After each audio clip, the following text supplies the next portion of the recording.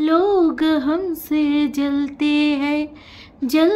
हैं इस बात में, क्यों इतनी ज़्यादा खूबसूरत लगते हैं हम साथ में। लोग हमसे जलते हैं इस बात में, क्यों इतनी ज़्यादा खूबसूरत लगते हैं हम साथ में। तो hello welcome back to our channel Bengali blogger Moumita. তোমরা সবাই কেমন আছো? আশা করি তোমরা সবাই খুব খুব খুব ভালো আছো। হ্যাপি সানডে, আরেকটা দিনের শুভ সকাল তোমাদের সাথে। এই শুভ সকাল পাওয়ার জন্য এবং আমার দর্শক বন্ধুদের আমার কাছে পাওয়ার জন্য ভগবানের কাছে আমিও মানে অনেক অনেক আশীর্বাদ আছে। ভগবানের আশীর্বাদ তো আছেই মাথার উপরে, তার সাথে এই যে দর্শক বন্ধুরা তোমাদের ভালোবাসা, তোমাদের আশীর্বাদও কিন্তু আছে। তোমাদের আশীর্বাদ ছাড়াও কিন্তু এই পথ চলাটা সম্ভব নয়। যেটা সম্ভব নয় সেটা সম্ভব নয়। তো এইবার আসি মেন কথায়। এই যে এতদিন ধরে আমি বলছিলাম যে গুপচুপ গুপচুপ গুপচুপ গো, গুপচুপ গুপচুপ গুপচুপ গো, মানে দুজনের মধ্যে একটু খুঁটুর মুটুর লেগেছে। এবার এই খুঁটুর মুটুরটাকে মানে এই যে আমি বলছি এই যে পর্দা ফাঁস হয়ে যাচ্ছে, মানে খুল যা সিম সিম পর্দা ফাঁস হয়ে যায়। তো এই ফাঁসটাকে বন্ধ করার জন্য আজকে সকালবেলায় বামুন চলে গেল তার বাহন নিয়ে, ঠিক আছে? তো বাহন নিয়ে চলে গেল। এইবার বাইরের দিক থেকে তো গেটে তালা দিয়েই যায়। জানি না এই তালা দেওয়ার কারণটা কি। এদিকে টুকলি পিছন পিছন যায়, অথচ বাইরের দিক থেকে তালা দিয়ে যায়। দেখো বাইরের দিক থেকে তালা দেওয়ার একটা মানে সুবিধা যেটা কি না হচ্ছে, মানে আসলে ভেতরে কি করছে না করছে তার থেকে নিজেই তালা খুলে ঢুকে গেলাম। কিন্তু আরেকটা অসুবিধা, ধরো কেউ ডাকতে আসলো বা কেউ দেখা করতে আসলো, বড় সেলিব্রিটি কোথায়, মানে এই যে আমাদের টুকলি বামুন একটা বড় সেলিব্রিটি, বড় একটা ফ্রেম, যাকে দেখার জন্য এত মানুষ পাগল, যাকে ধরো পাশ দিয়ে কেউ গেল বা কেউ দেখা করতেই আসলো, খুঁজে পেয়ে গেল, এই বাড়িটা না আমি ভিডিওতে দেখি, এই তো সেই বাড়ি। এবং সেই বাড়িটা দেখার পরে এই মহীয়সী নারী এবং পুরুষের সাথে যখন দেখা করতে যাবে তখন দেখবে বাইরের দিক থেকে তালা, তখন তারা ঢুকবে কি করে? সেটা তো ভাবতে হবে নাকি? তো তোমরা ভাবছো যে কেউ দেখাই করে না, আর বামুন কেন তালা দিয়ে গেছে? যদি টুকলি বাইরে বেরিয়ে যায় সেই কারণে হতেও পারে। তো যাই হোক, এইবার কথা হচ্ছে এদের সাথে দেখা করার জন্য কত মানুষ জানো আছে। তো একজন তো মানে বললো কিভাবে দেখা করব, আমার বাড়ি এখানে একদিন এসো, আমি যাই ওই বাজারে, এইবার করে যাই, আমি কি করে ফোন নাম্বার মানে পাবো? সে চাইলো। তখন তাকে কি বলা উচিত ছিল যে তুমি আসো ফেসবুক মেসেঞ্জারে আমার সাথে কন্ট্যাক্ট করো, আমার এই নামে ফেসবুক পেজটা আছে। তাহলে কি হতো, ফেসবুক পেজে একটা ফলোয়ার্স ভি বাড়ত, যারা ধরো রোজ ব্লগ দেখে না, তো একটা ফলোয়ার্স ভি বাড়ত, তার সাথে কথা হতো, ওখানে ফোন নাম্বার দিয়ে দিত। কিন্তু নো, এটাই তো বিজনেস ট্রিক অ্যাপ্লাই করা।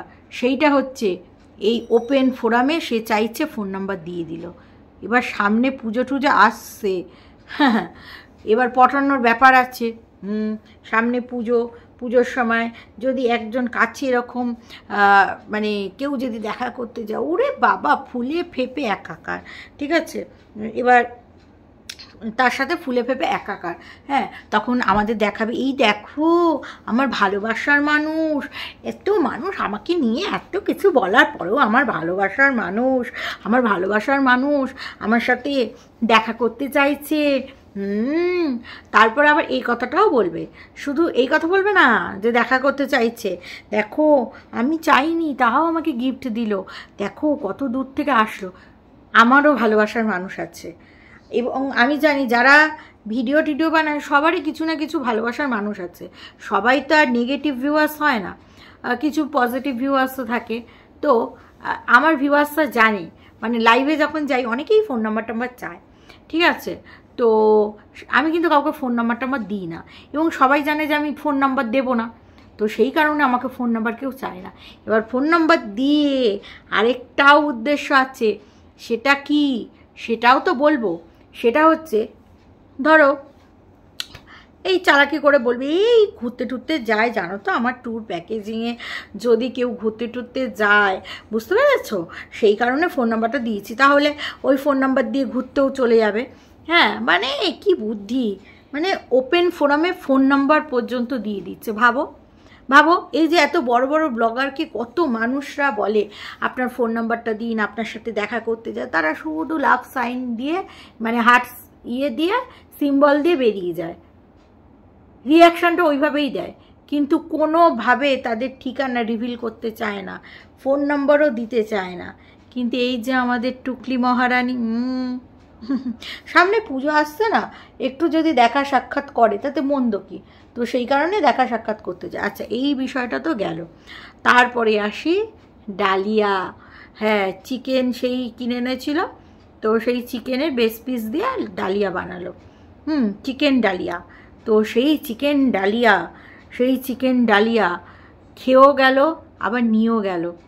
ভাবো এই যা গরম পড়েছে, এই যে বৃষ্টি যতই হচ্ছে সবার মুখে সেই একটাই কথা, এত বৃষ্টি হচ্ছে তাও কিন্তু গরমটা কমছে না। এবং খিচুড়ি খেলে বুঝতে পারছো হাইডাই অবস্থা হয়। এমনি খাওয়া দাওয়ার পর যদি পাখা ছাড়া থাকি বা কি বলবো একটু রিচ খাবার খেলেই হাইডাই করে, সেখানে খিচুড়ি, মানে খিচুড়ির পাকটা বুঝতে পারছো তো, তোমরা তো জানো খিচুড়ি খেলে কীরকম জল পিপাসা পায়, কীরকম কী হয়। যাই হোক, তো ডালিয়াটা দেখো খাওয়া যায় সেটা নয়, ঘরে থাকলো ঠিক আছে, রাত্রিরে ডালিয়াটা হালকা করে মেরে দিয়ে শুয়ে পড়লো, সকালবেলায় উঠে মাল ছেড়ে দিয়ে বেরিয়ে গেল। কিন্তু যখন ওই মানে ডালিয়া খেয়ে এবং ডালিয়া নিয়ে বেড়াতে হয়, তো যাই হোক সেই হচ্ছে ডালিয়া। তারপরে হচ্ছে তারপরে এই যে বেঙ্গলি ব্লগার মৌমিতাকে ভুল প্রমাণ করতে হবে না, এই যে ও বলছে মানে আমার সাথে একটু চুটুর পুটুর চলছে, তো আমি সেই কারণে দেখালাম। আর শোনো, ভাইয়ের মেয়ের এই মানে রোগের দেখিয়ে, মানে রোগের গল্প শুনিয়ে হ্যাঁ ভিডিওটাকে শেয়ার করতে বলে পয়সা কি কম কামানো হয়েছে? সেই পয়সা দিয়েই তো এখন মজমল্লা হবে গো। হ্যাঁ আমি যে বললাম যে ভাইয়ের মেয়ের নাম করে যে টাকাটা তোলা হলো সেই টাকাটা দেওয়া হোক, বললে এই ভিডিওর সব টাকাটা দেওয়া হবে, কই ব্যাংক ট্রান্সফার করলো সেটা মানে করলো সেটা তো দেখালো না। হ্যাঁ ব্যাংক থেকে যে ট্রান্সফার করলো ওর ভাইয়ের ব্যাংকে, তো সেটা তো আমাদের সাথে শেয়ার করলো না। তো যাই হোক সেখানে চলে গেল দই বড়া এবং এগ রোল। ওরে বাবা এগ রোল খাচ্ছে, আবার বলছে আমি না দুটো দই বড়া খেতে পারি না, অত বড় বড় দই বড়া কী করেই বা খাবে, এগ রোল খেলে বলছে মানে খিদেতে মানে পেটটা মানে গোগ্রাস আর কি গেলার ব্যাপার। হ্যাঁ তো যাই হোক, কি ডালিয়ার পরিমাণও তো কম নিয়ে যায়নি, তারপরেও এত খিদে পায় সন্ধ্যাবেলা। যাই হোক হোয়াট এভার, তো সেগুলো খেলো। আবার বামুনটা খালি গায়ে চলে আসছে, বলছে এসো না খালি গায়ে এসো না। তো বামুনটা জানে না যে ব্লক করছে, এরকম হট করে খালি গায়ে চলে আসলে অভ্যাস বুঝেছে। আর যাই হোক গরম, তো তারপরে আবার বামুনটা ভাবো এরা নাকি খেতে পারে না, আবার বলছে বামুনও খেতে পাচ্ছিল না। তো 9:30টার সময় আবার চা নিমকি, ভাবো কোন পেটে রাখে। আর সবথেকে বড় কথা কতটা খেলো সেটা বড় কথা না, কত আনহেলদি লাইফস্টাইল দেখাচ্ছে। মানে ভালো লাগলো না বাইরের খাবার খেয়ে নিলাম, এই বয়সে বাইরের খাবার খাওয়াটা যে কতটা আনহেলদি তাই না। এদিকে বাড়িতে সবসময় হেলদি দেখায়, এদিকে মানে বাইরের এগরোল বাইরের তেলেই তো ভাজা হয়, সেই তেলেই দই বড়া করা হয়, কতটা আনহেলদি ভাবো, রোজ এরকম আনহেলদি লাইফস্টাইল দেখাচ্ছে। নিমকি সেটাও তেলে ভাজা, সেটাও আনহেলদি। মানে ডালিয়া খেলো, এগরোল খেলো, দই বড়া খেলো। হে ভগবান, হে প্রাণনাথ, হে ঈশ্বর, কোন পেটে রাখে মানে এত আনহেলদি খাবার খেয়ে। যাই হোক তারপরেও সুস্থ সবল আছে, এইটাই তো বড় কথা। তারপরে অনেক কিছু মাসকাবারি জিনিসপত্র এনেছে, কিছু সবজিপাতিও এনেছে, তো মাসকাবারি জিনিসপত্রগুলো দেখালো, যে বলছে যে এইবার থেকে এইগুলো করব। আসলে বামুনের খেতে এত বেজে যায় এই সে। হ্যাঁ ব্রেকফাস্ট তো আমার করার কোনো অভ্যাস নেই, তোমার অভ্যাস নেই, বলছে আমার অভ্যাস নেই, কিন্তু আগে যখন ওই বাড়িতে থাকতো আমরা দেখিনি মুড়ি, ফ্রাইড রাইস, ভাত, তারপরে আরও অনেক কিছু খেতে সকালবেলায়। বলতো না আমার সকালবেলায় খিদে পেয়ে যায়, বামুন খেতে বলে। আর সবথেকে বড় কথা, সকালবেলায় সবাইকে, প্রত্যেকটা মানুষকে মানে একটু ব্রেকফাস্টটা হেভি করতে হয়, আর তারপরে যার যেই ওষুধ আছে সেইটা নিতে হয়, ঠিক আছে? কারোর প্রেশার থাকে, কারোর সুগার থাকে, তো সেইগুলো নিতে হয়। এবং আজকে একটা ভুল কথা বলছে, যেটা কিনা বামন ধরিয়ে দিয়েছে। বলছে এই দেখো এর মধ্যে ওষুধ আছে, এটা হচ্ছে সুগারের ওষুধ, আর এই যে প্রেশারের ওষুধ। আবার বলছে সুগার প্রেশারের ওষুধ আমার আর বামনের।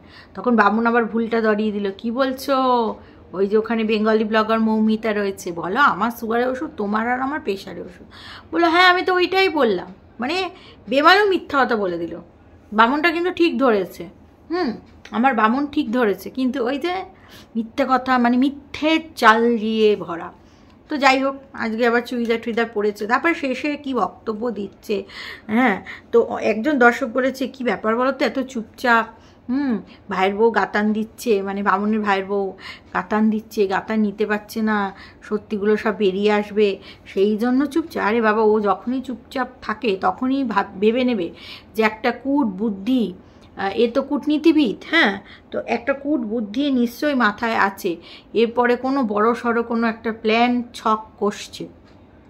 তারপরে বলছে এই বাড়িটাতে না মানে আমার দাদা দিদি মানে গাছপালা বেঁধে রেখেছে, কেন? যাওয়ার অসুবিধার জন্য। ওরে না রে, গাছটা বেঁধে রেখেছে, গাছটা ঝুলে পড়ছে সেই কারণে, ঠিক আছে? গাছটা বেঁধে রাখলে বাইরের দিকে ফুলগুলো চলে যাচ্ছিল, ফুল পাচ্ছিল না, তাই জন্য, মোটেও তোমার জন্য নয়। ওই গেটে যাওয়ার অনেক রাস্তা আছে, মানে অনেকটা রাস্তা আছে, যে গেটটা একেবারে ছোট নয়, খুললে আরামসে একজন মানুষ এক এক করে বেরোতে পারবে।